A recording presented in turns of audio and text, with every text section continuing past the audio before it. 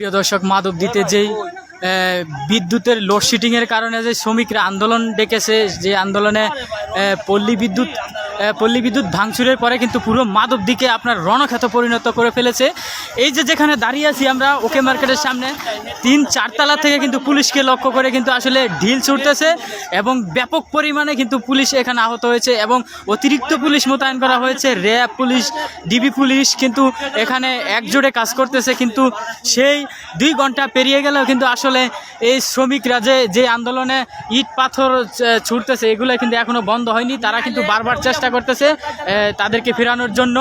এবং আমরা দেখতে পেয়েছি যে শ্রমিকরা এত উত্তেজিত হয়েছে এই বিদ্যুতের জন্য, বিদ্যুতের অতিরিক্ত লোডশেডিংয়ের কারণে যে আন্দোলন ডেকেছে, যে আন্দোলনকারীরা, এদেরকে কিন্তু আসলে মেয়র, মাধবদী পৌরসভার মেয়রও কিন্তু বুঝিয়েছে এবং আমরা দেখতে পেয়েছি সাবেক চেয়ারম্যান ফয়সাল চেয়ারম্যানও কিন্তু বুঝিয়েছে। এরপর কিন্তু উপজেলা চেয়ারম্যান এসেছে, মাইক দিয়ে কিন্তু বলেছে। তারপরেও কিন্তু আসলে তারা তাদের যে আন্দোলন, আসলে ইট পাথর, মানে এক কথায় বলতে গেলে আপনারা দেখেই বুঝতে পারছেন যে তারা কিন্তু আসলে পদক্ষেপ নিয়েছে। পুলিশ, অতিরিক্ত পুলিশ মোতায়েন করা হয়েছে, অতিরিক্ত পুলিশও কিন্তু আসলে কাজ করতেছে।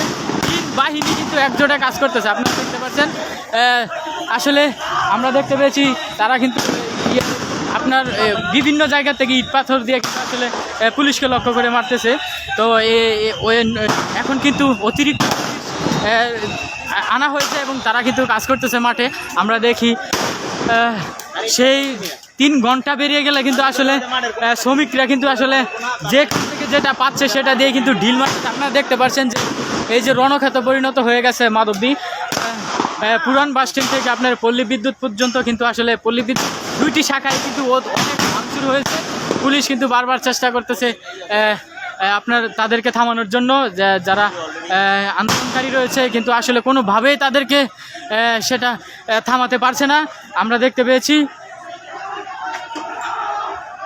তো আসলে দেখবো পুলিশ কিন্তু এই যে পুলিশকে কিন্তু আসলে আপনারা দেখতে পাচ্ছেন বিভিন্ন জায়গা থেকে কিন্তু লক্ষ্য করে কিন্তু আসলে পুলিশও কিন্তু আসলে রাবার বুলেট ছুটতেছে এবং টিয়ারশেল ছোড়ার পরও কিন্তু আসলে তারা কোনোভাবেই কিন্তু এই আন্দোলনকারীরা কিন্তু আসলে থামছে না, আমরা দেখতে পাচ্ছি।